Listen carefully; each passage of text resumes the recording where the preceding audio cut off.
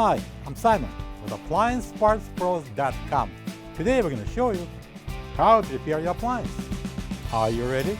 Remember, anytime you work on your appliance, make sure it's unplugged or the circuit breakers are off so there's no chance of electrocution. In this video, we'll show you how to replace the vegetable drawer in a Samsung refrigerator.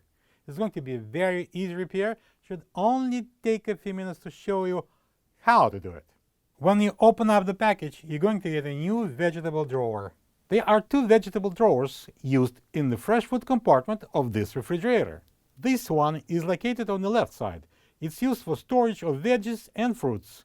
The most common reason to replace the vegetable drawer is if it cracks and no longer rolls in and out.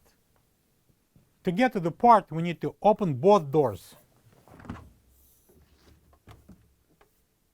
To remove the vegetable drawer, we simply pull it out until it stops, then we lift it up and we can remove it completely. This is the old vegetable drawer next to the new one. If you don't have this part, you can get it from AppliancePartsPros.com. To install the vegetable drawer, we need to place the rear wheels over the wheels on the supports, and we're going to slide it in.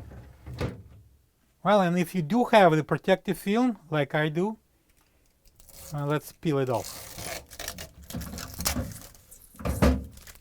And now when we're done, we can close the doors. Plug the fridge back in and make sure it's cooling. Thank you for being a part of another successful repair brought to you by AppliancePartsPros.com. For any of your future appliance repair projects, please check out our other videos available on our site, on Facebook, on YouTube, and on Instagram.